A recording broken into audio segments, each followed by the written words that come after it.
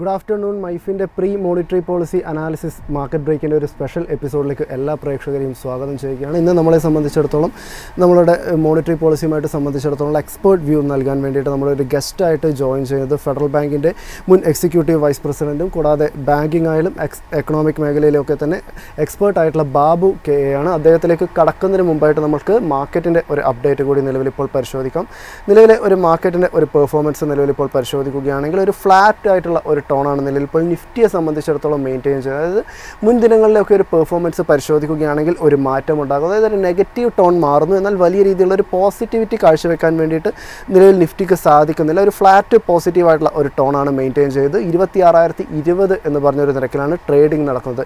എന്നാൽ advance and decline റേഷ്യോയിലേക്കൊക്കെ വരികയാണെങ്കിൽ ഒരു മികച്ച രീതിയിലുള്ളൊരു പുരോഗമനം ഉണ്ടാകുന്നുണ്ട്. നിലവിലിപ്പോൾ 37 ഓഹരികളെ സംബന്ധിച്ചിടത്തോളം നേട്ടം രേഖപ്പെടുത്താൻ സാധിക്കുന്നു. 13 ഓഹരികളിലാണ് ഇടിവുണ്ടായിരിക്കുന്നത്. നിഫ്റ്റി ബാങ്ക് പരിശോധിക്കുകയാണെങ്കിലും ഏകദേശം ഒരു 0.5% ഇടിവാണ് നിഫ്റ്റി ബാങ്കും ഇപ്പോൾ രേഖപ്പെടുത്തിക്കൊണ്ടിരിക്കുന്നത്. 59,237 എന്ന് പറഞ്ഞൊരു നിരക്കിൽ നിഫ്റ്റി ബാങ്കിലും ട്രേഡിംഗ് നടത്തുന്നു.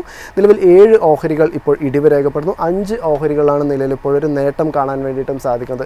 കുറച്ചുകൂടെ അതായത് മോണിറ്ററി പോളിസിയുടെ ഇൻട്രസ്റ്റ് റേറ്റിനോട് കുറേയും കൂടെ സെൻറ്റിമെൻറ്റ് കാണിക്കുന്ന സൂചികളൊക്കെ തന്നെ പരിശോധിക്കുകയാണെങ്കിൽ നിലവിൽ ഫൈനാൻഷ്യൽ സർവീസസ് പരിശോധിക്കുകയാണെങ്കിലും ഏകദേശം ഒരു 0.5% ഇടിവാണ് നിലവിൽ ഇപ്പോൾ രേഖപ്പെടുത്തിക്കൊണ്ടിരിക്കുന്നത്. കൂടാതെ PSU ബാങ്ക് പരിശോധിക്കുകയാണെങ്കിൽ ഒരു തുടർച്ചയായിട്ടുള്ള ഒരു ഇടിവിന് ശേഷം നിലവിലൊരു ഫ്ലാറ്റ് പോസിറ്റീവായിട്ടുള്ള ഒരു ടോണിലേക്ക് നിലവിലിപ്പോൾ PSU ബാങ്ക് സൂചിക മാറിയിരിക്കുന്നു. റിയൽറ്റിയിലേക്ക് കടക്കുകയാണെങ്കിൽ നിലവിലിപ്പോൾ നോക്കുകയാണെങ്കിൽ ഏകദേശം ഒരു 0.25% നേട്ടമാണ് നിലവിലിപ്പോൾ നിഫ്റ്റി റിയൽറ്റി സൂചിക നിലവിലിപ്പോൾ കാഴ്ചവെച്ചുകൊണ്ടിരിക്കുന്നത്.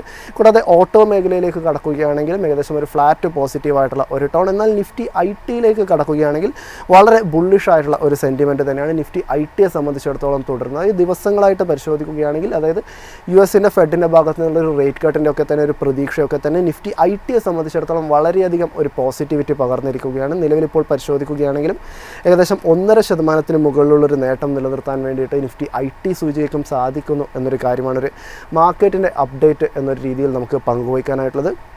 ഈ പ്രാവശ്യത്തെ മോണിറ്ററി പോളിസി അതായത് റിസർവ് ബാങ്കിനെ സംബന്ധിച്ചിടത്തോളം നോക്കുകയാണെങ്കിൽ വളരെ ഒരു ക്രൂഷ്യൽ ആയിട്ടുള്ള ഒരു പോയിന്റിലാണ് റിസർവ് ബാങ്ക് നിലനിൽക്കുന്നതായിട്ടാണ് നമുക്ക് കാണാൻ വേണ്ടിയിട്ട് സാധിക്കുക. സാധാരണ ഏതൊരു റിസർവ് ബാങ്കിനെ സംബന്ധിച്ചിടത്തോളം പരിശോധിക്കുകയാണെങ്കിൽ പണപ്പെരുപ്പം നിയന്ത്രിച്ചുകൊണ്ട് രാജ്യത്തിൻ്റെ വളർച്ച മുൻപോട്ട് നയിക്കുക എന്നതാണ് ഏതൊരു കേന്ദ്ര ബാങ്കിനെ സംബന്ധിച്ചിടത്തോളം ഒരു പ്രാഥമിക കർത്തവ്യമായിട്ട് കാണാൻ വേണ്ടിയിട്ട് സാധിക്കുക.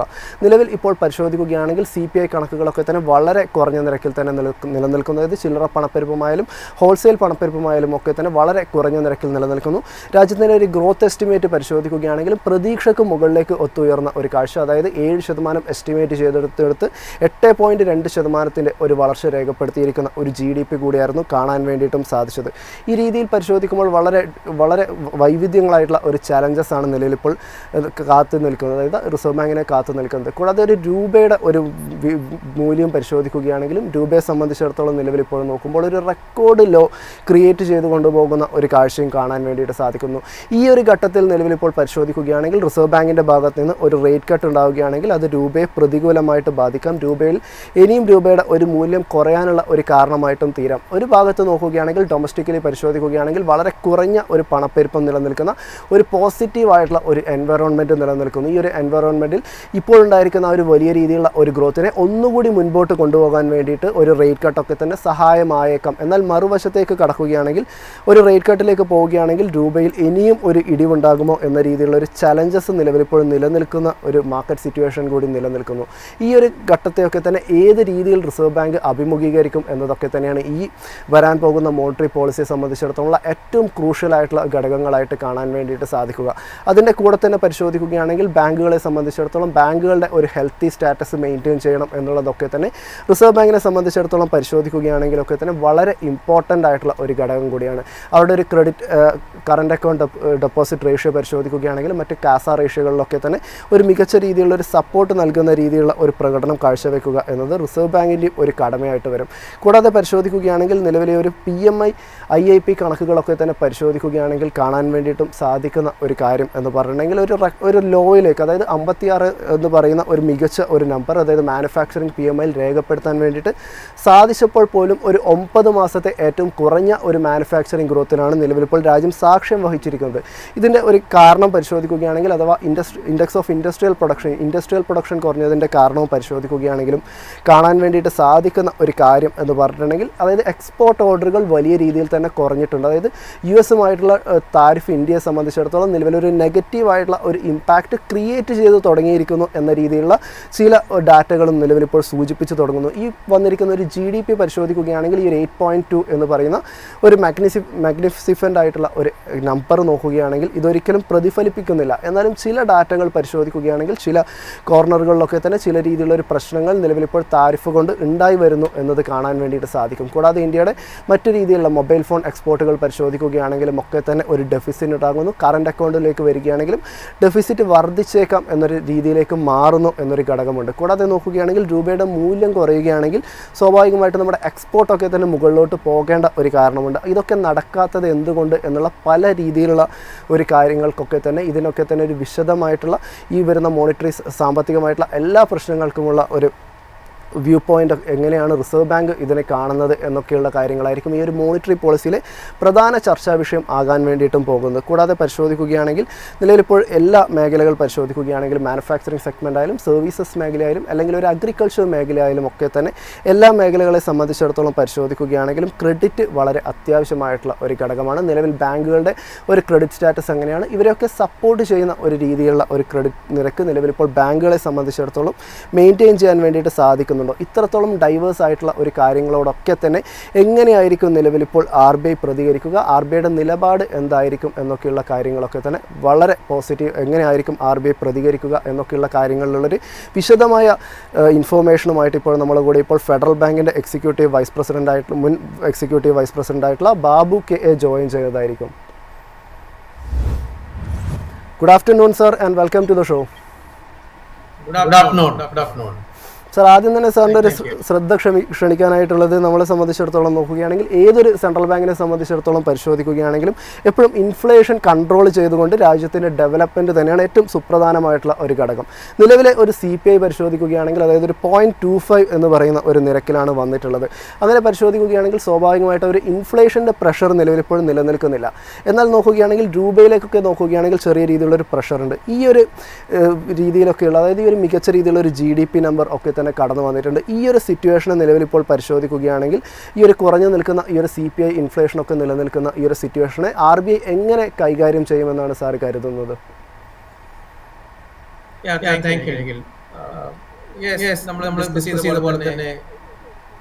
മോണിറ്ററി പോളിസി കമ്മിറ്റിയുടെ മുന്നിലുള്ള പ്രധാനപ്പെട്ട കാര്യങ്ങളിൽ ഒന്ന് ഇൻഫ്ലേഷൻ അല്ലെങ്കിൽ നാണ്യപ്പെരുപ്പ റേറ്റ് എങ്ങനെ നിൽക്കുന്നു എന്നുള്ളത് തന്നെയാണ്. അപ്പൊ ആ വിഷയത്തിൽ ഇപ്പോൾ അറിയാം, നേരത്തെ ഉണ്ടായിരുന്ന സാഹചര്യങ്ങളിലെല്ലാം വളരെ വളരെ താഴ്ന്നു നിൽക്കുന്ന ഒരു ഇൻഫ്ലേഷൻ റേറ്റ് ആണ്, വിലക്കയറ്റ നിരക്കാണ് ഇപ്പോൾ ഉള്ളത്. 0.25% എത്തിയാണ്. 0.25% എത്തിക്കുന്നതിന് നമ്മൾ ശ്രദ്ധിച്ചാൽ അറിയാം, കഴിഞ്ഞ മാസം സെപ്റ്റംബർ മാസത്തിലുണ്ടായിരുന്ന 1.44% ഉണ്ടായിരുന്ന CPI റേറ്റിൽ നിന്നാണ് അത് ഒക്ടോബർ മാസമായപ്പോൾ 25 ബേസിസ് പോയിന്റ്സിലേക്ക് താഴ്ന്നിരിക്കുന്നത്. അപ്പൊ ഏകദേശം 1.19 ബേസിസ് പോയിന്റ്സ് തന്നെ ഒരു മാസം കൊണ്ട് ഇൻഫ്ലേഷൻ റേറ്റ് താഴേക്ക് വന്നിരിക്കുകയാണ്. ഇത് വളരെ ഒരു രാജ്യത്തെ സംബന്ധിച്ചിടത്തോളം, ഇന്ത്യയെ സംബന്ധിച്ചിടത്തോളം റിസർവ് ബാങ്ക് ഓഫ് ഇന്ത്യയുടെ ഇൻഫ്ലേഷൻ റേറ്റ് മാനേജ്മെന്റിന് ഒരു വിജയം തന്നെയാണ്. അപ്പോൾ അതേസമയം ഒരു കാര്യം ശ്രദ്ധിക്കണം, റിസർവ് ബാങ്ക് ഓഫ് ഇന്ത്യയുടെ ഗൈഡൻസ് ഇൻഫ്ലേഷൻ റേറ്റ് എന്ന് പറയുന്നത് കഴിഞ്ഞ വർഷത്തെ പോലെ തന്നെ ഈ വർഷവും 4% ആണ്. End of the financial year inflation rate 4% close ചെയ്താൽ മതി. ആ 4% തന്നെ റിസർവ് ബാങ്ക് ഓഫ് ഇന്ത്യയുടെ മാൻഡേറ്റ് +2 ഓർ -2 വരെ ആകാം. ഇങ്ങനെ നിൽക്കുന്ന ഒരു സാഹചര്യത്തിൽ ഇൻഫ്ലേഷൻ റേറ്റ് എന്ന് പറയുന്ന ഒരു ഫാക്ടറിനെ മാത്രം കൺസിഡർ ചെയ്യുകയാണെങ്കിൽ ഇപ്പോഴത്തെ സാഹചര്യത്തിൽ ഒരു ഫർദർ ആയിട്ടുള്ള ഒരു റേറ്റ് കട്ടിന് ഒരു ആവശ്യവുമില്ലാത്ത സാഹചര്യമാണുള്ളത്. അതേസമയം റേറ്റ് കട്ട് വേണമോ വേണ്ടയോ എന്നുള്ളത് തീരുമാനിക്കുന്ന മറ്റു ചില ഫാക്ടേഴ്സ് എല്ലാം ഉണ്ട്. പക്ഷെ നമ്മൾ ഇൻഫ്ലേഷന്റെ ഒരു സാഹചര്യത്തിലേക്ക് മാത്രം നമ്മുടെ ചർച്ച ഒതുക്കുകയാണെങ്കിൽ തീർച്ചയായിട്ടും ഫർദർ ആയിട്ടുള്ള റേറ്റ് കട്ടിന് സപ്പോർട്ടിംഗ് ആയിട്ടുള്ള ഒരു സാഹചര്യമല്ല ഇൻഫ്ലേഷൻ റേറ്റിന്റെ കാര്യത്തിൽ ഇന്ത്യയിലുള്ളത്. വളരെ കംഫർട്ടബിൾ ആയിട്ടുള്ള പൊസിഷനാണ് മോണിറ്ററി പോളിസി കമ്മിറ്റിയുടെ മുൻപിൽ ഉള്ള നമ്പർ. അത് ജി ഡി പിയിലേക്ക് കൂടി കടക്കുകയാണെങ്കിൽ നമ്മൾ ഈ ഒരു രണ്ടാം പാദത്തിലെ ഒരു ജി ഡി പി കണക്ക് പരിശോധിക്കുകയാണെങ്കിൽ 7% എന്നൊരു നിരക്കിലായിരുന്നു നമ്മളൊരു അനുമാനം ഉണ്ടായിട്ടുണ്ടായിരുന്നത്. എന്നാൽ പരിശോധിക്കുകയാണെങ്കിൽ 8.2%, അതായത് പ്രതീക്ഷകൾക്ക് മുകളിൽ പോയിരുന്ന ഒരു ജി ഡി പി കണക്കായിരുന്നു പുറത്തു വന്നിട്ടുണ്ടായിരുന്നത്. നിലവിൽ ഇപ്പോൾ പരിശോധിക്കുകയാണെങ്കിൽ മികച്ച ഒരു ഗ്രോത്ത് സിറ്റുവേഷൻ നിലനിൽക്കുന്ന ഈ ഒരു സാഹചര്യത്തിൽ ഒരു റേറ്റ് കട്ടിനുള്ള ഒരു സാധ്യതയുണ്ടോ? അതിൻ്റെ ഒരു ഉപചോദ്യമായിട്ട് ചോദിക്കാനുള്ളത്, ഒന്നുകൂടി ഒരു റേറ്റ് കട്ട് നടത്തിക്കൊണ്ട് കൂടുതലായിട്ടുള്ള ഒരു ഗ്രോത്തിന് വേണ്ടിയിട്ട്, അതായത് ഒരു pro growth stance reserve bank സ്വീകരിക്കും എന്ന് താങ്കൾ കരുതുന്നുണ്ടോ?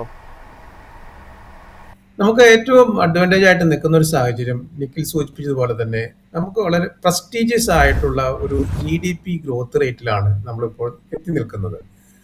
അത് നമുക്കറിയാം. റിസർവ് ബാങ്കിന്റെ മാൻഡേറ്റ് എന്ന് പറയുന്നത് ഗ്രോത്ത് റേറ്റ് മാത്രമല്ല. റിസർവ് ബാങ്കിന്റെ മാൻഡേറ്റ് എന്ന് പറയുന്നത് ലിക്വിഡിറ്റി മാനേജ്മെന്റും അല്ലെങ്കിൽ മോണിറ്ററി പോളിസി കമ്മിറ്റിയുടെ, റിസർവ് ബാങ്കിന്റെ ആകമാനമല്ല, മോണിറ്ററി പോളിസി കമ്മിറ്റിയുടെ മാൻഡേറ്റ് എന്ന് പറയുന്നത് അവർ 3 പ്രധാനപ്പെട്ട കാര്യങ്ങളാണ്. ഒന്ന് ഇൻഫ്ലേഷൻ മാനേജ്മെന്റ്, മറ്റൊന്ന് ലിക്വിഡിറ്റി മാനേജ്മെന്റ്. തീർച്ചയായിട്ടും രാജ്യത്തിന്റെ ഗ്രോത്ത് റേറ്റും റിസർവ് ബാങ്ക് ഓഫ് ഇന്ത്യയുടെ അല്ലെങ്കിൽ മോണിറ്ററി പോളിസി കമ്മിറ്റിയുടെ പരിഗണനയിൽ വരുന്ന ഒരു വെയിറ്റേജ് ഉള്ള ഒരു കാര്യം തന്നെയാണ്.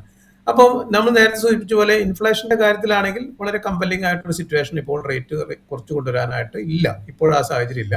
ഇനി നമുക്ക് ഗ്രോത്ത് റേറ്റിന്റെ കാര്യത്തിലേക്ക് നോക്കുകയാണെങ്കിൽ ഈ സെക്കൻഡ് ക്വാർട്ടറിൽ കഴിഞ്ഞ മോണിറ്ററി പോളിസി കമ്മിറ്റിയും അല്ലെങ്കിൽ റിസർവ് ബാങ്ക് ഓഫ് ഇന്ത്യയുടെ എസ്റ്റിമേറ്റ് ചെയ്തിരിക്കുന്ന ഒരു ഗ്രോത്ത് റേറ്റ് 7.3% ആയിരുന്നു, 7.3%. അവിടെ നിന്നാണ് നമ്മളിപ്പോൾ നോക്കുമ്പോൾ നമുക്ക് കിട്ടിയിരിക്കുന്ന അവസാനത്തെ നമ്പർ വെച്ച് നോക്കുമ്പോൾ GDP ഗ്രോത്ത് 8.2% വന്ന് നിൽക്കുകയാണ്. അപ്പം ഒറിജിനൽ എസ്റ്റിമേറ്റിനേക്കാൾ ഉയർന്ന, ഏകദേശം 100 ബേസിസ് പോയിന്റോളം ഉയർന്നു നിൽക്കുന്ന ഒരു GDP ഗ്രോത്ത് റേറ്റ് ആണ് നമുക്കുള്ളത്. അതിന് തന്നെ നമുക്കറിയാം, നേരത്തെ ഉണ്ടായിരുന്ന ചില സാഹചര്യങ്ങളിൽ വലിയ രീതിയിലുള്ള ഒരു ഇമ്പ്രൂവ്മെന്റ് വന്നതായിട്ട് കാണാൻ സാധിക്കും. ഒന്ന്, മാനുഫാക്ചറിങ് അതിന്റെ ഒരു ഗ്രോത്ത് റേറ്റ് അത് വളരെ കൂടിയിട്ടുണ്ട്, വളരെ ഇംപ്രസീവ് ആയിട്ട് കൂടിയിട്ടുണ്ട്. അതിനേക്കാളുപരി ഏറ്റവും അട്രാക്റ്റീവ് ആയിട്ടുള്ള കാര്യം അഗ്രികൾച്ചറൽ ഏരിയ എന്നുള്ള, കാർഷിക രംഗത്തു നിന്നുള്ള ഗ്രോത്ത് റേറ്റ് ആണ് വളരെ വളരെ എടുത്തു പറയേണ്ട ഒരു ഗ്രോത്ത് റേറ്റ്. നമ്മൾ സാധാരണ ഇതിൽ അഗ്രികൾച്ചർ ഗ്രോത്ത് റേറ്റ് ഏറ്റവും താഴെ നിൽക്കുന്നതാണ്. 1%, 1.5%, 2% താഴെ നിൽക്കുന്ന റേറ്റ് ആണ്. അതിപ്പോൾ ഏകദേശം 3% മേലെ അഗ്രികൾച്ചർ ഗ്രോത്ത് റേറ്റ് വന്നിരിക്കുന്നു. പിന്നെ സർവീസ് സെക്ടർ ഓൾവേസ് നമ്മുടെ ഇന്ത്യയെ സംബന്ധിച്ചിടത്തോളം എപ്പോഴും മേലെ നിന്ന് നിൽക്കുന്ന ഒരു ഇൻഡെക്സ് തന്നെയാണ്. അപ്പോൾ ഇത്തവണ മാനുഫാക്ചറിങ് റേറ്റ് ആണെങ്കിലും അഗ്രികൾച്ചർ റേറ്റ് ആണെങ്കിലും ഇംപ്രൂവ് ചെയ്തു. സർവീസ് സെക്ടർ നേരത്തെ പോലെ തന്നെ അതിന്റെ ആ ഒരു ഗ്രോത്ത് റേറ്റ് മെയിൻറ്റെയിൻ ചെയ്യുമോ അല്ലെങ്കിൽ ഇംപ്രൂവ് ചെയ്ത് നിൽക്കുന്ന ഒരു സാഹചര്യമുണ്ട്. അപ്പൊ അതുകൊണ്ട് 8.2% വന്ന് നിൽക്കുന്ന ഒരു ഗ്രോത്ത് റേറ്റ് ഇപ്പോഴുള്ള ഒരു സാഹചര്യത്തിൽ, പ്രത്യേകിച്ചും നമുക്കറിയാം ഇന്ത്യയുടെ ഗ്രോത്ത് റേറ്റ് എന്ന് പറയുന്നത് ഇന്റർനാഷണൽ ലെവലിൽ തന്നെ ഏറ്റവും മുന്നിൽ നിൽക്കുന്നതാണ്. ചൈന അടക്കമുള്ള മറ്റു രാജ്യങ്ങൾ ഒന്നും തന്നെ ഈ ഗ്രോത്ത് റേറ്റിന്റെ അടുത്ത് പോലും വരുന്നില്ല. 4%, 5% താഴെയാണ് നിൽക്കുന്നത്. ഏറ്റവും ഇന്ത്യക്ക് പുറകിൽ നിൽക്കുന്ന രാജ്യങ്ങളുടെ ഗ്രോത്ത് റേറ്റ് ഒക്കെ തന്നെ. അപ്പോൾ 8.2% ഗ്രോത്ത് റേറ്റ് നമ്മൾ ഇപ്പോൾ എത്തിയിരിക്കുന്നു. ഈ ഫിനാൻഷ്യൽ ഇയർ എൻഡ് ചെയ്യുമ്പോൾ തന്നെ നമ്മൾ 7% മേലെ ഉള്ള ഒരു ഗ്രോത്ത് റേറ്റ് മാത്രമേ ഒറിജിനൽ എസ്റ്റിമേറ്റിൽ ഉള്ളതാണ്. പക്ഷെ ഇപ്പോൾ നമ്മൾ 8.2% ഗ്രോത്ത് റേറ്റ് ഓൾറെഡി നമ്മളിപ്പോൾ രജിസ്റ്റർ ചെയ്തിരിക്കുന്ന സാഹചര്യത്തിൽ ഈ ഫിനാൻഷ്യൽ ഇയർ എൻഡ് ആവുന്ന സമയത്ത് തീർച്ചയായിട്ടും 8% അടുത്ത ഒരു ഗ്രോത്ത് റേറ്റ് വരുമെന്ന് തന്നെയാണ് എല്ലാ പഠനങ്ങളും അല്ലെങ്കിൽ എല്ലാ ഫോർകാസ്റ്റുകളും കാണിക്കുന്നത്. അങ്ങനെ നോക്കുന്ന സമയത്ത് ഗ്രോത്ത് റേറ്റ് വളരെ റീസണബിൾ ആയിട്ട് നിൽക്കുകയാണ്. മറ്റൊരു കാര്യം കൂടെ നമ്മൾ ശ്രദ്ധിക്കാനുള്ളത്, ഈ US ട്രേഡ് താരിഫ് എന്ന് പറയുന്ന വലിയൊരു ഡെമോക്രസിന്റെ വാള് പോലെ നമ്മുടെ രാജ്യത്തിന്റെ മേലെ ഇങ്ങനെ നിൽക്കുകയാണ്. 50% താരിഫ് ചുമത്തിയിരിക്കുന്ന ഒരു ചലഞ്ച് രാജ്യം ഫേസ് ചെയ്തുകൊണ്ടിരിക്കുകയാണ്. ആ സിറ്റുവേഷനെയും കൂടെ നമ്മൾ ഓവർകം ചെയ്തുകൊണ്ടാണ് 8.2% ഗ്രോത്ത് റേറ്റിലേക്ക് ഈ ക്വാർട്ടറിൽ നമ്മൾ എത്തിയിരിക്കുന്നത്.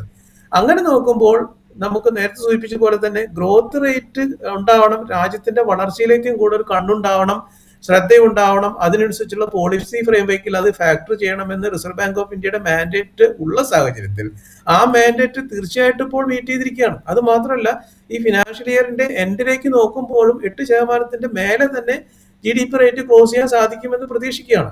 ഈ സാഹചര്യത്തിൽ വെച്ച് നോക്കുമ്പോഴും മോണിറ്ററി പോളിസി കമ്മിറ്റിയുടെ മുൻപിൽ ഒരു റേറ്റ് കട്ടിനുള്ള ഒരു കമ്പൽഷൻ, അഡീഷണൽ ആയിട്ട് ഗ്രോത്തിനെ സപ്പോർട്ട് ചെയ്യാനായിട്ടുള്ള ഒരു ഗ്രോത്ത് റേറ്റിനുള്ള ഒരു കമ്പൽഷൻ ഇപ്പോഴില്ലെന്ന് തന്നെയാണ് എൻ്റെ ഒരു അഭിപ്രായം. US-ൻ്റെ ട്രേഡ് താരിഫിനെ കൊണ്ട് സാർ ഇപ്പോൾ സൂചിപ്പിച്ചിട്ടുണ്ടായിരുന്നു. ഈ ഒരു കണക്കുകൾ പരിശോധിക്കുകയാണെങ്കിൽ ഈ GDP കണക്കുകൾ പരിശോധിക്കുകയാണെങ്കിൽ വളരെ ഫെയർ ആയിട്ടുള്ള ഒരു 8.2% എന്ന് പറഞ്ഞൊരു നമ്പറാണ് വന്നിട്ടുള്ളത്. അത് പരിശോധിക്കുമ്പോൾ നമുക്ക് കാണാൻ വേണ്ടിയിട്ട് സാധിക്കുക US-ൻ്റെ താരിഫ് ഒന്നും തന്നെ ഇന്ത്യയുടെ ഈ ഒരു നമ്പർ പരിശോധിക്കുമ്പോൾ ഒരിക്കലും അഫക്റ്റ് ചെയ്തതായിട്ട് നമുക്ക് കാണാൻ വേണ്ടിയിട്ട് സാധിക്കുന്നില്ല. എന്നാൽ HSBC-യുടെ ഒക്കെ ഒരു മാനുഫാക്ചറിങ് PMI കണക്കുകളൊക്കെ തന്നെ പരിശോധിക്കുകയാണെങ്കിൽ അതായത് 56 എന്ന് പറഞ്ഞാൽ വളരെ ഹെൽത്തി ആയിട്ടുള്ള ഒരു നമ്പർ തന്നെയാണ് മെയിൻറ്റെയിൻ ചെയ്തത്. എന്നാൽ ആ 56 എന്ന് പറയുന്ന ഒരു നമ്പർ പരിശോധിക്കുകയാണെങ്കിലും അതൊരു 9 മാസത്തെ ഏറ്റവും കുറഞ്ഞ ഒരു നമ്പറായിട്ടാണ് വന്നിരിക്കുന്നത്. കൂടാതെ ഇൻഡെക്സ് ഓഫ് ഇൻഡസ്ട്രിയൽ പ്രൊഡക്ഷൻ അഥവാ IIP ഡാറ്റ പരിശോധിക്കുകയാണെങ്കിലും ഒരു ഇടിവുണ്ടാകുന്നുണ്ട്. ഇതിൻ്റെയൊക്കെ കാരണം നമ്മൾ തേടി പോവുകയാണെങ്കിൽ കാണാൻ വേണ്ടിയിട്ട് സാധിക്കുക എക്സ്പോർട്ട് ഓർഡറുകളിൽ ഉണ്ടായിരിക്കുന്ന ഒരു കുറവാണ്.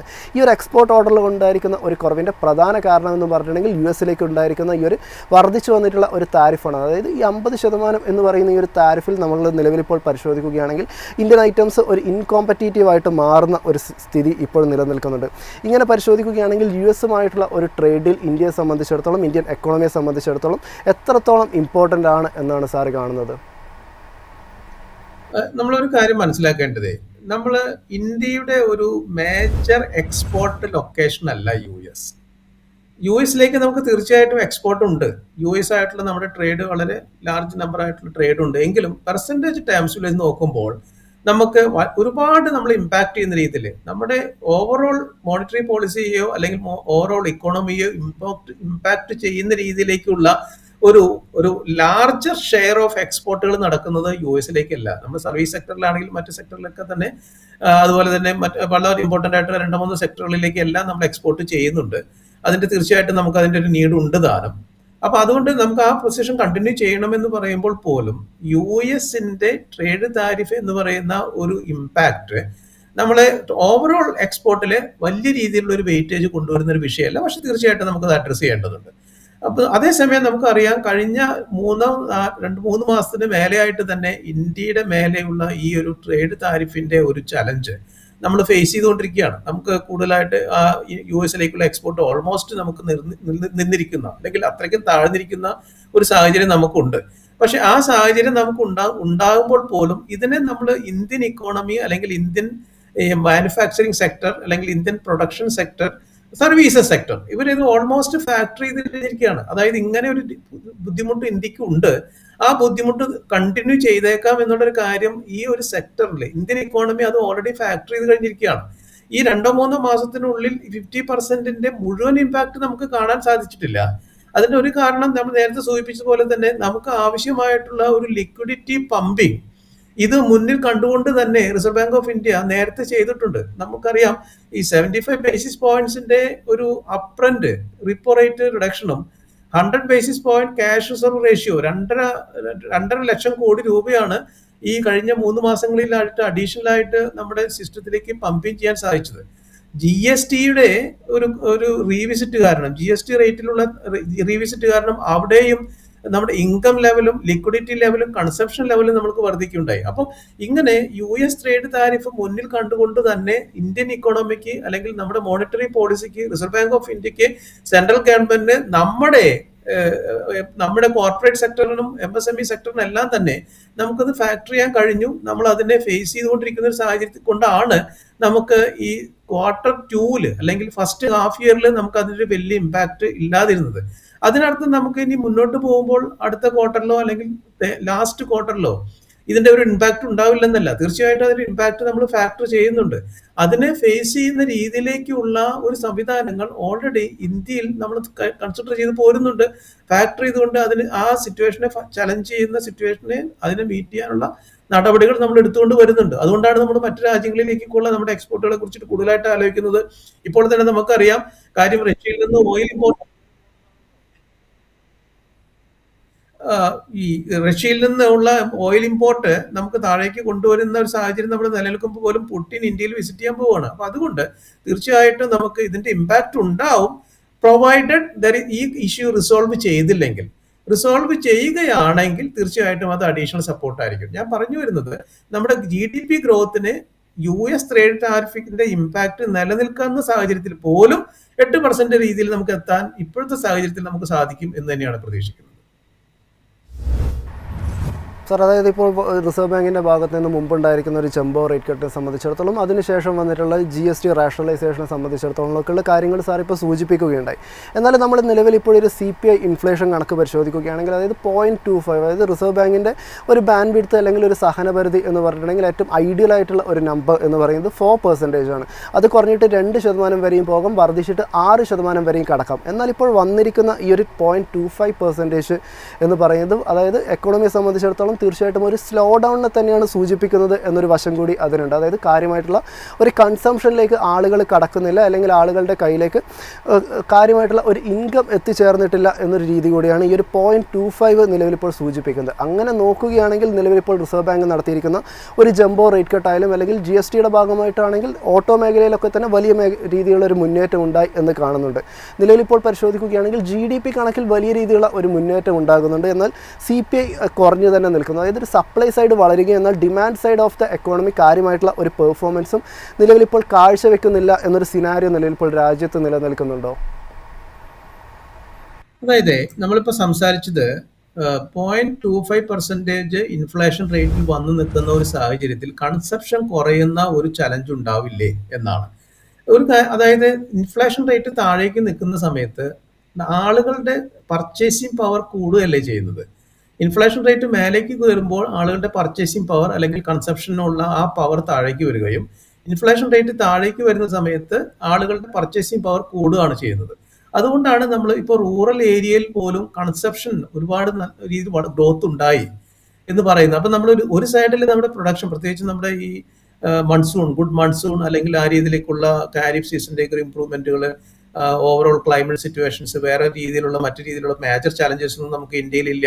ഇതിന്റെയൊക്കെ അടിസ്ഥാനത്തിൽ പ്രൊഡക്ഷൻ സെക്ടറിലും മാനുഫാക്ചറിംഗ് സെക്ടറിലും അഗ്രികൾച്ചർ സെക്ടറിലും വളർച്ചയല്ലേ ഉണ്ടായിട്ടുള്ളത്.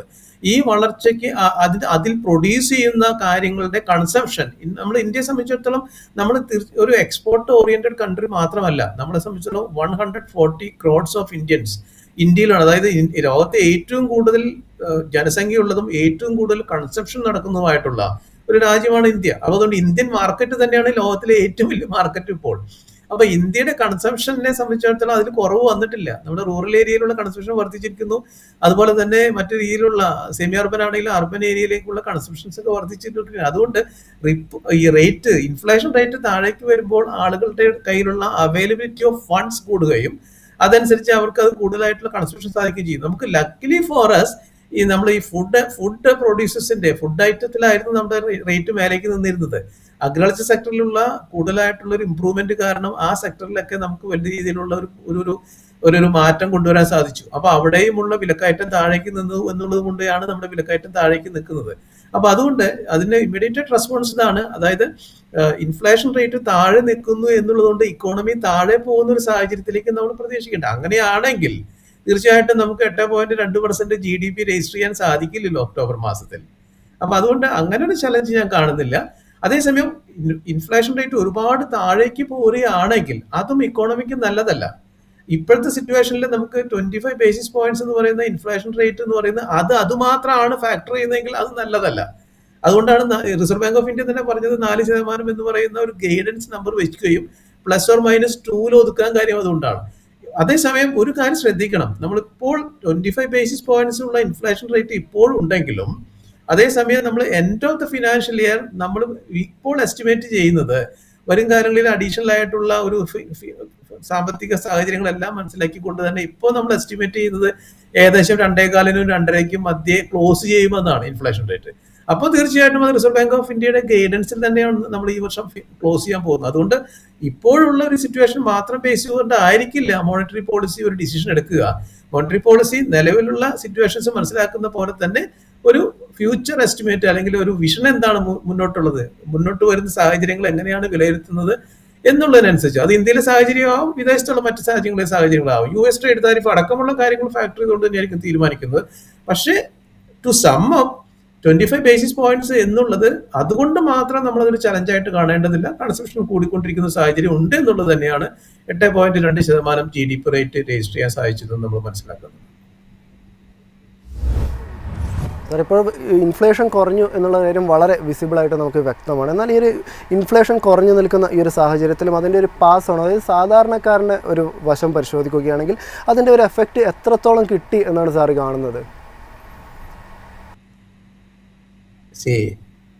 ഇൻഫ്ലേഷൻ കുറയുക എന്ന് പറഞ്ഞു കഴിഞ്ഞാൽ സാധനങ്ങളുടെ വില കുറയുന്നു എന്നാണല്ലോ അതിൻ്റെ ഒരു അർത്ഥം. അതായത് നേരത്തെ പ്രത്യേകിച്ച് ഞാൻ നേരത്തെ സൂചിപ്പിച്ചു, കാർഷിക പിന്നെ ഉൽപ്പന്നങ്ങളുടെ മായിട്ട് ബന്ധപ്പെട്ട ഫുഡ് ഐറ്റംസുമായിട്ട് ബന്ധപ്പെട്ട പിന്നെ ആ ഗുഡ്സിന്റെ അല്ലെങ്കിൽ അങ്ങനെയുള്ള ആ പ്രോഡക്ട്സുകളുടെ റേറ്റ് മേലേക്ക് കയറി നിൽക്കുന്നു എന്നൊരു സാഹചര്യം ഉണ്ടായിരുന്നത് ആണ് ഇപ്പോൾ നമ്മളിങ്ങനെ താഴേക്ക് വന്നിരിക്കുന്നത്. അപ്പോൾ അതുകൊണ്ട് ആളുകൾക്ക് ഇപ്പോഴത്തെ സാഹചര്യത്തിൽ കൂടുതൽ സാധനങ്ങൾ വാങ്ങിക്കാൻ സാധിക്കും, കൂടുതൽ ലിക്വിഡിറ്റി ഉണ്ട് ആളുകളുടെ കയ്യിൽ. GSTയുടെ റേറ്റ് റീവിസിറ്റ് ചെയ്തുകൊണ്ട് ആ രീതിയിൽ ഇപ്പൊ നമ്മൾ അൾട്ടിമേറ്റ്ലി GST പേ ചെയ്യുന്നത് കൺസ്യൂമേഴ്സ് ആണല്ലോ, നമ്മൾ ഇൻഡിവിജ്വൽസ് ആണല്ലോ. ആരാണോ കൺസ്യൂം ചെയ്യുന്നത് അവരാണ് അൾട്ടിമേറ്റ്ലി GST കൊടുക്കുന്നത്. ഇപ്പൊ നമ്മൾ 18% ഉണ്ടായിരുന്ന GST ഇനി മുകളിൽ തരണ്ട എന്ന് പറയുന്ന ചില ഡിസിഷൻസ് വന്നിട്ടുണ്ട്. അതുപോലെ തന്നെ ഹയർ GST ഉണ്ടായിരുന്ന താരിഫ് താഴേക്ക് കൊണ്ടുവന്നിരിക്കുന്നുണ്ട്. ഇതിന്റെ എല്ലാം ഫൈനലായിട്ട് നെറ്റ് സേവിങ്സ് ഉണ്ടാകുന്നത് ഇൻഡിവിജ്വൽസിന്റെ കയ്യിലല്ലേ. അവർക്ക് അപ്പൊ അതുകൊണ്ട് കൂടുതൽ വാങ്ങിക്കാൻ സാധിക്കും എന്ന് പറയുന്ന ഒരു കംഫർട്ടാണ് അവിടെ ഉള്ളത്. അപ്പൊ അതുകൊണ്ട് തീർച്ചയായിട്ടും അത് ഈ കൂടുതലായിട്ടുള്ളൊരു പർച്ചേസിംഗ് കപ്പാസിറ്റി അല്ലെങ്കിൽ availability of funds in the hands of the common man കൂടുന്ന ഒരു സാഹചര്യമാണ് ഉള്ളത്. അതുകൊണ്ടാണ് തീർച്ചയായിട്ടും നേരത്തെ ഞാൻ സൂചിപ്പിച്ച പോലെ പർച്ചേസിംഗ് പവർ കൂടുന്നതും കൺസംഷൻ കൂടുന്നതും രാജ്യത്തിന്റെ GDPയിൽ ആ വളർച്ച നമുക്ക് കാണാൻ സാധിക്കും. സാർ, അടുത്തായിട്ട് ബാങ്കിങ് മേഖലയിലേക്കാണ് കടക്കുന്നത്. ഇപ്പോൾ നമ്മളിപ്പോൾ പരിശോധിക്കുകയാണെങ്കിൽ ഒരു മാനുഫാക്ചറിങ് സെഗ്മെൻ്റ് ആയാലും അല്ലെങ്കിൽ ഒരു സർവീസ് സെക്ടർ ആയാലും അല്ലെങ്കിൽ ഒരു അഗ്രികൾച്ചർ സെക്ടർ ആയിട്ടുണ്ടെങ്കിലും ഒക്കെ തന്നെ ബാങ്കിൻ്റെ ഭാഗത്ത് നിന്നുള്ളൊരു ക്രെഡിറ്റ് അല്ലെങ്കിൽ ആ ഒരു ക്രെഡിറ്റ് സപ്പോർട്ട് എന്ന് പറയുന്നത് വളരെ അത്യാവശ്യമായിട്ടുള്ള ഒരു കാര്യമാണ്. എന്നാൽ നിലവിലെ ബാങ്കുകളുടെ ഒക്കെ തന്നെ ഒരു ക്രെഡിറ്റ് ഡെപ്പോസിറ്റ് റേഷ്യോ പരിശോധിക്കുകയാണെങ്കിൽ ഏകദേശം ഒരു 80% എന്നൊക്കെയുള്ളൊരു നിരക്കിലാണ് കാണാൻ വേണ്ടിയിട്ട് സാധിക്കുന്നത്. നിലവിൽ ഈ ഒരു ക്രെഡിറ്റ് ഡെപ്പോസിറ്റ് റേഷ്യോ നിലവിലിപ്പോൾ അനലൈസ് ചെയ്യുമ്പോൾ അതായത് ഈ പറയുന്ന സെഗ്മെൻറ്റുകൾക്കൊക്കെ നൽകാൻ വേണ്ടിയിട്ടുള്ളൊരു ആഡിക്വേറ്റ് ആയിട്ടുള്ള ഒരു ഫണ്ട് നിലവിൽ ഇപ്പോൾ ബാങ്കുകളുടെ ഒക്കെ തന്നെ കയ്യിൽ ഉണ്ട് എന്ന് സാർ കരുതുന്നുണ്ടോ? അതിന് വേണ്ടിയിട്ട് റിസർവ് ബാങ്കിന്റെ ഭാഗത്ത് നിന്ന് ഏത് രീതിയിലുള്ള ഒരു സപ്പോർട്ടായിരിക്കും ആവശ്യമായിട്ടും വരിക? ഇന്നത്തെ സാഹചര്യത്തില് വളരെ എന്താ പറയുന്നത്, വളരെ ഇൻട്രസ്റ്റിംഗ് ആയിട്ടുള്ള ഒരു സാഹചര്യമാണ് ഇപ്പൊ നിലവിലുള്ളത്. ഇപ്പൊ ഇതുവരെ നമ്മൾ സംസാരിച്ചത് നമ്മുടെ രാജ്യത്ത് ആവശ്യത്തിന് ലിക്വിഡിറ്റി ഉണ്ട്. 75 ബേസിസ് പോയിന്റ്സ് റിപ്പോ റേറ്റിൽ കുറവ് വരുത്തിക്കൊണ്ടുള്ള ഒരു ലിക്വിഡിറ്റി പമ്പിങ് ചെയ്യാൻ സാധിച്ചു. 100 ബേസിസ് പോയിന്റ് CRR റേറ്റിലുള്ള ലിക്വിഡിറ്റി അഡീഷണൽ ആയിട്ട് രാജ്യത്തേക്ക് പമ്പ് ചെയ്യാൻ സാധിച്ചു. GST റേറ്റിൽ വരുന്നിരിക്കുന്ന ഒരു മാറ്റങ്ങൾ കാരണം അതിനനുസരിച്ചുള്ള അഡീഷണൽ ലിക്വിഡിറ്റി നമ്മുടെ ഇക്കണോമിക് അല്ലെങ്കിൽ സാമ്പത്തിക രംഗത്തേക്ക് ഫിനാൻഷ്യൽ സിസ്റ്റത്തിലേക്ക് പമ്പ് ചെയ്യാൻ സാധിച്ചു. അതിന്റെ എല്ലാ അടിസ്ഥാനത്തിൽ ആവശ്യത്തിന് അഡിക്വേറ്റ് ആയിട്ടുള്ള ഒരു ലിക്വിഡിറ്റി നമ്മുടെ സാമ്പത്തിക സംവിധാനത്തിലേക്ക്, ഇക്കോണമിയിലേക്ക്, ഫിനാൻഷ്യൽ സിസ്റ്റത്തിലേക്ക് കൊണ്ടുവരാൻ സാധിച്ചു എന്നുള്ളത് നമ്മൾ ഡിസ്കസ് ചെയ്ത് കഴിഞ്ഞു. അതിന്റെ അടിസ്ഥാനത്തിലാണ് നമ്മൾ പറയുന്നത് GDP റേറ്റ് 8.2% ഗ്രോ ചെയ്യാനൊക്കെ നമുക്ക് സാധിച്ചു എന്ന് പറയുന്നത്. ഇനി നമ്മൾ പറയുന്നത് ഈ ഫിനാൻഷ്യലി എൻഡ് ആകുമ്പോൾ എല്ലാ എസ്റ്റിമേറ്റുകളും കാണിക്കുന്നത് 8% മേലെ ഒരു പക്ഷേ നമുക്ക് ഒരു GDP ക്ലോസ് ചെയ്യാൻ സാധിച്ചേക്കും, GDP റേറ്റ് ക്ലോസ് ചെയ്യാൻ സാധിച്ചേക്കും.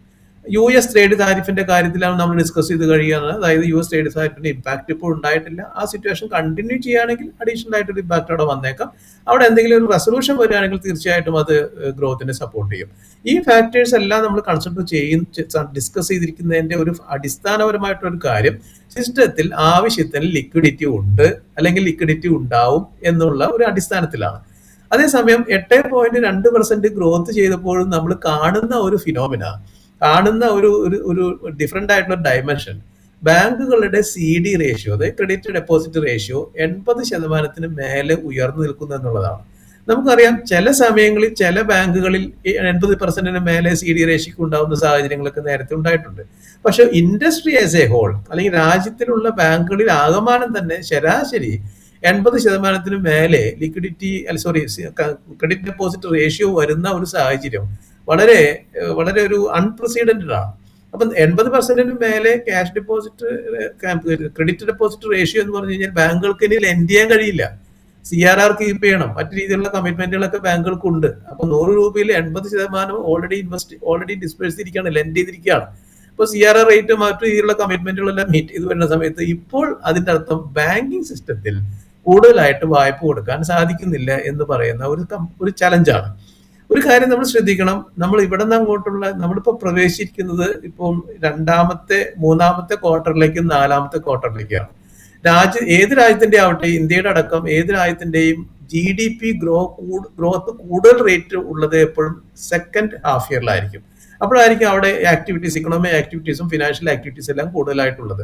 അതുപോലെ തന്നെ ഗവൺമെന്റിന്റെ ഭാഗത്തുനിന്നുള്ള സ്പെൻഡിങ്ങും എപ്പോഴും ഈ ലാസ്റ്റ് ക്വാർട്ടറിലേക്ക് ആയിരിക്കും കൂടുതൽ വരുന്നത്. ബഡ്ജറ്റ് റിലേറ്റഡ് ആയിട്ടുള്ള ഫിസിക്കൽ പോളിസിയുടെ സ്പെൻഡിങ് എല്ലാം കൂടുതലായിട്ട് വരുന്നതും അപ്പോഴൊക്കെ തന്നെ ആയിരിക്കും. അപ്പോൾ ഇവിടെ നമ്മൾ ഡിസ്കസ് ചെയ്ത് വരുന്നത് വെച്ചാൽ ഇങ്ങനെയുള്ള ഒരു ലിക്വിഡിറ്റി പൊസിഷൻ സിസ്റ്റത്തിൽ ഇനിയും തുടർച്ചയായിട്ട് ഉണ്ടാവണം. അങ്ങനെ ഉണ്ടാവുകയാണെങ്കിൽ മാത്രമേ നമുക്ക് ഈ 8% നമ്മൾ പ്രതീക്ഷിക്കുന്ന ആ ഗ്രോത്ത് റേറ്റിൽ ക്ലോസ് ചെയ്യാൻ സാധിക്കുള്ളൂ. ബാങ്കുകൾക്ക് ലെൻഡ് ചെയ്യാൻ സാധിക്കണം. നമ്മൾ പറഞ്ഞു മാനുഫാക്ചറിങ് സൈഡിലാണെങ്കിലും പ്രൊഡക്ഷൻ സൈഡിലാണെങ്കിലും അഗ്രികൾച്ചർ സൈഡിലാണെങ്കിലും സർവീസ് സൈഡിലാണെങ്കിലും എല്ലാം തന്നെ കൂടുതൽ ഗ്രോത്ത് നമ്മൾ പ്രതീക്ഷിക്കുന്നുണ്ട്. അവിടെ ആ ഗ്രോത്ത് പ്രതീക്ഷിക്കുന്നതിന്റെ ഒരു ലൈഫ് ബ്ലഡ് എന്ന് പറയുന്നത് ആവശ്യമായിട്ടുള്ള ലിക്വിഡിറ്റി അല്ലെങ്കിൽ അതിനനുസരിച്ചുള്ള ഒരു വായ്പയുടെ ഉണ്ടാവണം, അവൈലബിലിറ്റി ഉണ്ടാവണം. അതുണ്ടാവണമെങ്കിൽ ബാങ്കുകളുടെ അടുത്ത് ഫണ്ട് വേണം. ബാങ്കുകൾ ഫേസ് ചെയ്യുന്ന ഒരു ഡിഫിക്കൽട്ടി ഇപ്പോൾ മറിച്ചൊരു കാര്യമാണ്, നമ്മൾ ഇതുവരെ സംസാരിക്കാത്തൊരു വിഷയമാണ്. ബാങ്കുകളുടെ അടുത്തേക്ക് കൂടുതൽ ഫണ്ട് വരണമെങ്കിൽ ബാങ്കുകൾക്ക് ബാങ്ക് ഡെപ്പോസിറ്റിന്റെ റേറ്റ് കൂടുതലായിട്ട് കൊടുക്കണം. ബാങ്ക് ഡെപ്പോസിറ്റിന്റെ റേറ്റ് ഈ ഫിനാൻഷ്യൽ ഇയറിൽ, പ്രത്യേകിച്ചും കഴിഞ്ഞ ഫിനാൻഷ്യൽ ഇയറിന്റെ തുടക്കത്തിലും അവസാനത്തിലും ഈ ഫിനാൻഷ്യൽ ഇയറിന്റെ ഇതുവരെയുള്ള സമയങ്ങളെല്ലാം തന്നെ ഈ 75 ബേസിസ് പോയിന്റ്സ് അപ്രന്റ് ആയിട്ട് റിപ്പോ റേറ്റ് കുറച്ചതുകൊണ്ടെല്ലാം തന്നെ ബാങ്കുകളുടെ ലോണുകളുടെ റേറ്റ് കുറച്ചിരിക്കുകയാണ്. അത് തീർച്ചയായിട്ടും ഗ്രോത്തിനെ സപ്പോർട്ട് ചെയ്യും. വായ്പയുടെ റേറ്റ് കുറഞ്ഞിരിക്കുക എന്ന് പറയുമ്പോൾ, പക്ഷെ അതിന്റെ മറുസൈഡാണ് വായ്പയുടെ റേറ്റ് കുറയുമ്പോൾ, റിപ്പോ റേറ്റ് കുറയുമ്പോൾ ബാങ്ക് സ്വീകരിക്കുന്ന ഡെപ്പോസിറ്റുകളുടെയും റേറ്റ് കുറയും. ബാങ്കിന്റെ ഡെപ്പോസിറ്റിന്റെ റേറ്റ് കുറയുമ്പോൾ ബാങ്കിലേക്ക് ആളുകൾ ഡെപ്പോസിറ്റ് ചെയ്യാനുള്ള ഒരു അട്രാക്ഷൻ കുറയും. അതിനുള്ള ആ ഒരു എന്താ പറയുന്ന അട്രാക്ഷൻ കുറയും, അതിനുള്ള ആകർഷണം കുറയും. അപ്പോൾ മറിച്ചൊരു കാര്യം ഇപ്പോൾ നമ്മൾ കാണുന്ന ഒരു ട്രെൻഡാണ്, കൂടുതലായിട്ട് വരുന്ന ഇൻവെസ്റ്റ്മെന്റുകളെല്ലാം പോകുന്നത് മ്യൂച്വൽ ഫണ്ടിലേക്കും ഷെയർ മാർക്കറ്റിലേക്കാണ്. അതിന് അതിൻ്റെതായിട്ടുള്ള കാരണങ്ങളുണ്ട്. അത് അങ്ങനെ ആവുന്നത് തെറ്റാണെന്നൊന്നും ഞാൻ പറയുന്നില്ല. അതിന് അതിൻ്റെതായിട്ടുള്ള കാരണങ്ങളുണ്ട്. ബെറ്റർ ആയിട്ടുള്ള റിട്ടേൺ കിട്ടുന്നുണ്ട്. ആഗോള അടിസ്ഥാനത്തിൽ സ്റ്റോക്ക് മാർക്കറ്റിലേക്ക് ബുള്ളിഷായിട്ട് നിൽക്കുന്ന ഒരു സാഹചര്യം നമുക്ക് ഇപ്പോഴും ഉണ്ട്. ബാങ്ക് ഡിപ്പോസിറ്റിനേക്കാൾ ബെറ്റർ ആയിട്ടുള്ള റിട്ടേൺ കിട്ടുന്നുണ്ട്. അത് മാത്രമല്ല new depositors, new investors, new generation investors എല്ലാം തന്നെ ഇതുപോലെ മ്യൂച്വൽ ഫണ്ടിലേക്കും സ്റ്റോക്ക് മാർക്കറ്റിലേക്കൊക്കെ ഇൻവെസ്റ്റ് ചെയ്യാൻ കൂടുതലായിട്ട് അവയർനെസ് ഉള്ള ആളാണ്, എഡ്യൂക്കേഷൻ ഉള്ള ആളാണ്, അതിനെ ആഗ്രഹിക്കുന്ന ആളാണ്. അപ്പൊ ബാങ്ക് ഡെപ്പോസിറ്റിന് പൊതുവെ ആ ഒരു ചലഞ്ച് നിലനിൽക്കുമ്പോഴാണ് ഓൾറെഡി ബാങ്ക് ഡെപ്പോസിറ്റുകളുടെ റേറ്റ് താഴെ നിൽക്കുന്നത്. ഇനിയും ഒരു റേറ്റ് കട്ടിലേക്ക് വന്നാൽ, ഇപ്പോഴുള്ള 25 ബേസിസ് പോയിന്റ്സിന് പകരം ഇനി അടുത്ത ഈ മോണിറ്ററി പോളിസി കമ്മിറ്റി 25 ബേസിസ് പോയിന്റ്സും കൂടെ താഴേക്ക് കൊണ്ടുവന്നു കഴിഞ്ഞാൽ നമ്മുടെ വീണ്ടും ലോണുകളുടെ റേറ്റ് 25 ബേസിസ് ആയിട്ട് കുറയും, വായ്പയ്ക്ക് റേറ്റ് കുറയും തീർച്ചയായിട്ടും. അപ്പോൾ ഡെപ്പോസിറ്റിന്റെ റേറ്റും ബാങ്കുകൾ തീർച്ചയായിട്ടും 25% താഴേക്ക് കൊണ്ടുവരും. 25% കൂടെ താഴേക്ക് കൊണ്ടുവന്നു കഴിഞ്ഞാൽ ഇനിയും ബാങ്കുകൾക്ക് ഡെപ്പോസിറ്റ് കിട്ടാനുള്ള ബുദ്ധിമുട്ടുണ്ടാവും. അപ്പൊ അതുകൊണ്ട് ഈ ഒരു മോണിറ്ററി പോളിസിയുടെ മുന്നിലുള്ള ഒരു വലിയൊരു ഡിലമ്മ, ബാങ്കിങ് സിസ്റ്റത്തിൽ നിന്ന് തുടർച്ചയായിട്ട് ഇനി വായ്പ കിട്ടിയാൽ മാത്രമേ GDP ഗ്രോത്തിലേക്ക് കാര്യങ്ങൾ കൊണ്ടുവന്ന് എത്തിക്കാൻ സാധിക്കുള്ളൂ. പ്രൊഡക്ഷനാണെങ്കിലും അഗ്രികൾച്ചറിനാണെങ്കിലും സർവീസ് സെക്ടറിനാണെങ്കിലും ഏത് സെക്ടറിലേക്കാണെങ്കിലും ഇനി വായ്പയുടെ പമ്പിങ് ആവശ്യമുണ്ട്. അങ്ങനെ വായ്പയുടെ പമ്പിങ് ചെയ്യാൻ ബാങ്കുകളെ സംബന്ധിച്ചിടത്തോളം റിസോഴ്സ് മൊബിലൈസേഷന്റെ ആവശ്യമുണ്ട്. റേറ്റ് കട്ട് ഇനിയും താഴേക്ക് കൊണ്ടുവന്നു കഴിഞ്ഞാൽ റിസോഴ്സ് മൊബിലൈസേഷൻ ബാങ്കുകൾക്ക് വീണ്ടും ചലഞ്ചായിരിക്കും. ഇങ്ങനെയുള്ള ഒരു വളരെ ഒരു കോംപ്ലക്സ് ആയിട്ടുള്ള ഒരു സിറ്റുവേഷനാണ് ഇത്തവണ മോണിറ്ററി പോളിസി കമ്മിറ്റിയുടെ മുൻപിലുള്ളത്. അതുകൊണ്ട് ബാങ്കുകളുടെ അതായത് ഇൻട്രസ്റ്റ് റിപ്പോ റേറ്റ് ഇനിയും പോളിസി റേറ്റ് ഇനിയും കുറയ്ക്കുക എന്ന് പറഞ്ഞു കഴിഞ്ഞാൽ ബാങ്കിങ് ഇൻഡസ്ട്രിയെ സംബന്ധിച്ചിടത്തോളം ബാങ്കിങ് ഇൻഡസ്ട്രി വിൽ ഫേസ് എന്താ പറയുക ബിഗർ റിസോഴ്സ് മൊബിലൈസേഷൻ ചലഞ്ചസ്. ബാങ്കുകൾക്ക് ഇങ്ങനെയുള്ള ഗ്രോത്തിനെ സപ്പോർട്ട് ചെയ്യാനുള്ള ഒരു ലെൻഡിങ് സിറ്റുവേഷനിൽ തീർച്ചയായിട്ടും വലിയൊരു ചലഞ്ച് ഉണ്ടാവും. സാർ, നിലവിലിപ്പോൾ പരിശോധിക്കുകയാണെങ്കിൽ അത് വളരെ ഡൈവേഴ്സിഫൈഡ് ആയിട്ടുള്ള ഒരു ഫാക്ടേഴ്സിനോട് തന്നെയാണ് ഇപ്പോൾ റിസർവ് ബാങ്കിന് കോപ്പപ്പ് ചെയ്യേണ്ടതായിട്ടുള്ളത്. അതായത് പരിശോധിക്കുകയാണെങ്കിൽ വളരെ താഴ്ന്ന നിരക്കിൽ നിൽക്കുന്ന ഒരു CPI റേഷ്യോ കാണാൻ വേണ്ടിയിട്ട് സാധിക്കുന്നു. കൂടാതെ GDPയിലേക്ക് പോവുകയാണെങ്കിൽ വളരെ സ്റ്റണ്ണിങ് ആയിട്ടുള്ള ഒരു നമ്പർ കൂടിയാണ് കാണാൻ വേണ്ടിയിട്ട് സാധിക്കുന്നത്. മറുവശം പരിശോധിക്കുകയാണെങ്കിൽ രൂപയെ സംബന്ധിച്ചിടത്തോളം നോക്കുകയാണെങ്കിൽ ഒരു റെക്കോർഡ് ലോ ഹിറ്റ് ചെയ്യുന്ന ഒരു കാഴ്ചയുണ്ട്. കൂടാതെ ഒരു ക്രെഡിറ്റ് ഡെപ്പോസിറ്റ് റേഷ്യോകൾ പരിശോധിക്കുകയാണെങ്കിൽ ബാങ്കുകളും ചെറിയ രീതിയിലുള്ള ഒരു ചലഞ്ചസ് ഒക്കെ തന്നെ നിലവിലിപ്പോൾ നേരിട്ടുകൊണ്ടുമിരിക്കുന്നു. ഈ ഒരു സിറ്റുവേഷനുകളോടൊക്കെ തന്നെ നിലവിലിപ്പോൾ പരിശോധിക്കുകയാണെങ്കിൽ RBIയുടെ ഒരു നിലപാട് എന്തായിരിക്കും എന്നാണ് സാർ കാണുന്നത്? നമുക്ക് ഒരു കാര്യം ഞാൻ ഒന്ന് ഓർക്കാൻ ആഗ്രഹിക്കുകയാണ്. ഈ 75 ബേസിസ് പോയിന്റ്സ് അപ്രന്റ് ആയിട്ട് റിപ്പോ റേറ്റ് കുറച്ചപ്പോഴും 100 ബേസിസ് പോയിന്റ്സ് CRR റേറ്റ് 3-4 ട്രാൻഷയിലായിട്ട് നവംബർ മാസം ആകുമ്പോഴേക്കും ലിക്വിഡിറ്റി കൊണ്ടുവരാം എന്ന് റിസർവ് ബാങ്ക് ഓഫ് ഇന്ത്യ തീരുമാനിച്ചപ്പോഴും മോണിറ്ററി പോളിസി തീരുമാനിച്ചപ്പോഴും ഇന്ത്യയിൽ പൊതുവെ ഉണ്ടായിരുന്ന ഒരു തോട്ട് പ്രോസസ് എന്താണെന്ന് വെച്ച് കഴിഞ്ഞാൽ നമ്മൾ രണ്ടാമത്തെ ക്വാർട്ടറിൽ റേറ്റ് കുറയ്ക്കുമെന്നൊക്കെ ഒരു സെക്ഷൻ ഓഫ് ആളുകൾ പ്രതീക്ഷിച്ചിരുന്നെങ്കിലും ജനറലി അത് ഉണ്ടാവില്ല എന്ന് തന്നെ നമുക്ക് അറിയാമായിരുന്നു. കാരണം അന്ന് തന്നെ reserve bank of India monetary policy committee പറഞ്ഞിരുന്നു, ഞങ്ങളിത് അപ്രന്റ് ആയിട്ട് ചെയ്യുകയാണ്, ഗ്രോത്തിനെ സപ്പോർട്ട് ചെയ്യാനായിട്ട് ഫിനാൻഷ്യൽ ഇയറിന്റെ അപ്രന്റ് ആയിട്ട് തന്നെ നമ്മൾ ചെയ്യുകയാണ്. ആ ഒരു തോട്ട് പ്രോസസ് അനുസരിച്ച് ഞാനടക്കമുള്ള ആളുകൾ, ഒരു വലിയൊരു വിഭാഗം ആളുകൾ തീർച്ചയായിട്ടും പറഞ്ഞിരുന്നു, കഴിഞ്ഞ മോണിറ്ററി പോളിസി എന്തായാലും റേറ്റ് റിവൈസ് ചെയ്യാനുള്ള സാധ്യതയില്ല, താഴേക്ക് കൊണ്ടുവരാനുള്ള സാധ്യതയില്ല. അങ്ങനെ പറഞ്ഞപ്പോൾ പിന്നെ ഉണ്ടായിരുന്ന ഒരു തോട്ട്, ഒരു എക്സ്പെക്ടേഷൻ, അങ്ങനെയാണെങ്കിൽ ഡിസംബറിലെ മോണിറ്ററി പോളിസിയിൽ റേറ്റ് കട്ട് കൊണ്ടുവരാനുള്ള ഒരു സാധ്യത ഉണ്ടല്ലോ എന്നാണ്. അത് വളരെ പ്രബലമായിട്ടൊരു തോട്ട് തന്നെയായിരുന്നു. അങ്ങനെ ഒരു തോട്ട് എനിക്കും ഉണ്ടായിരുന്നു. പക്ഷേ അവിടെ വന്നിരിക്കുന്ന ഒരു മാറ്റം, ഈ കാര്യത്തിൽ വന്നിരിക്കുന്ന ഒരു മാറ്റം നമ്മൾ നേരത്തെ നിഖിൽ സൂചിപ്പിച്ചതുപോലെ തന്നെ ഇൻഫ്ലേഷൻ റേറ്റ് നമ്മൾ പ്രതീക്ഷിച്ചതിനേക്കാൾ താഴേക്ക് പോന്നിരിക്കുന്നു. GDP റേറ്റ് ഗ്രോത്ത് നമ്മൾ ആഗ്രഹിച്ചതിനേക്കാൾ മേലേക്ക് പോയിരിക്കുന്നു.